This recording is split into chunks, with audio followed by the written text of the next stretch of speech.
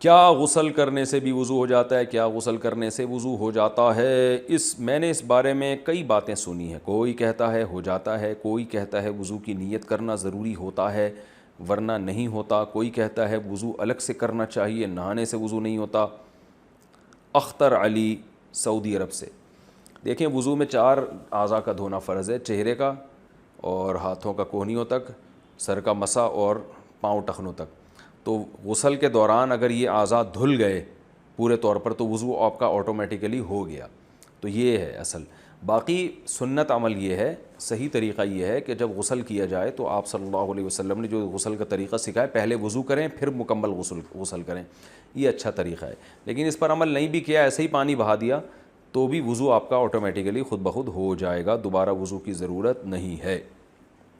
تکبیر تحریمہ میں ہاتھ کہاں تک اٹھائیں؟ کیا نماز میں تکبیر تحریمہ کے وقت کانوں کو ہاتھ لگانا ضروری ہے؟ عبد الحمید، کشمیر سے. اچھا بھائی، عنوان یہ ہے کہ تکبیر تحریمہ میں ہاتھ کہاں تک اٹھائے جائیں، اور سوال یہ ہے کہ اٹھانا کہاں تک ضروری ہے. چلو دیکھیے، حدیث میں 3 طرح کی حدیثیں ہیں. ایک حدیث میں آتا ہے کہ آپ صلی اللہ علیہ وسلم نے ہاتھ اٹھائے شحمتہ اذو نہیں ہی، کہ کانوں کی جو لو ہے نا، یہاں تک کانوں کی جو لو ہے یہاں تک آپ صلی اللہ علیہ وسلم نے ہاتھ اٹھائے تکبیر تحریمہ کے وقت. اور ایک حدیث میں آتا ہے فروع اذو نہیں ہی، کانوں کے کناروں تک ہاتھ اٹھائے. اور ایک میں آتا ہے کہ حذو منکبیہ ہی، اپنے کندھوں تک آپ صلی اللہ علیہ وسلم نے ہاتھ اٹھائے. تو اس لیے بعض ائمہ اس کے قائل ہیں کہ کندھوں تک ہاتھ اٹھائے جائیں، بعض اس کے قائل ہیں کہ کانوں تک اٹھائے جائیں، بعض اس کے قائل ہیں کہ یہاں تک اٹھائے جائیں. تو امام ابو حنیفہ کی کوشش یہ ہوتی ہے کہ تمام احادیث کو جمع کر کے وہ ایک رائے قائم کرتے ہیں. تو انہوں نے تینوں روایتوں پر عمل کیا، اور یہ ان کا جو فقہ حنفی میں کہا جاتا ہے وہ یہ ہے کہ یہ جو آپ کے انگوٹھا ہے نا، یہ کانوں کی لو کے برابر آ جائے. تو اس سے کیا ہوگا؟ وہ یہ کہتے ہیں کہ جن صحابی نے ہتھیلیوں کا اعتبار کیا، کہ نبی کی ہتھیلیوں کو ہاتھ سے تعبیر کیا، تو انہوں نے کہا کہ کندھوں تک ہاتھ اٹھائے جائیں. تو انہوں نے اصل میں جب نبی صلی اللہ علیہ وسلم کی ہتھیلیوں کو دیکھا اور تو کہا کہ وہ کندھوں تک اٹھی ہوئی تھیں. اور جن صحابی نے کہا کہ کانوں کے اوپر کے حصے تک ہاتھ اٹھائے جائیں، انہوں نے انگلیوں کا اعتبار سے کہا ہے کہ نبی صلی اللہ علیہ وسلم کی انگلیاں مبارک کانوں کے اوپر کے حصے تک تھیں.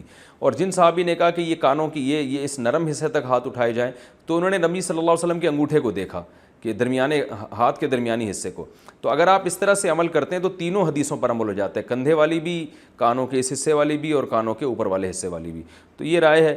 باقی اس میں ائمہ کے دوسرے اقوال بھی ہیں، تو یہ ہماری رائے میں سب سے بہتر ہے. باقی اس میں کانوں کو اس کو ہاتھ لگانا ثابت نہیں ہے، یہاں تک ہاتھ اٹھانا ہے. کوئی لگا بھی لیتا ہے تو بھی کوئی فرق نہیں پڑتا، لیکن بہتر یہی ہے کہ یہاں تک ہاتھ اٹھائے جائیں، کانوں کو لگانے کا نہیں ہے کہیں بھی. تہجد میں اردو میں دعا کر سکتے ہیں؟ تہجد کی نماز میں دعا مانگ سکتے ہیں اردو میں؟ نگہت خان، سعودی عرب سے.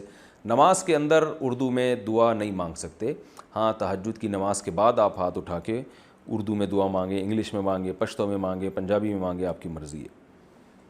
بیٹھ کر نماز پڑھنے کا ثواب کتنا ہے؟ نفل نماز کھڑے ہو کر پڑھنی چاہیے یا بیٹھ کر؟ کیا دونوں صورتوں میں ثواب برابر ہے؟ طاہر انصاری، فرانس سے. نہیں، دونوں صورتوں میں ثواب برابر نہیں ہے. جو بیٹھ کے نماز پڑھنے سے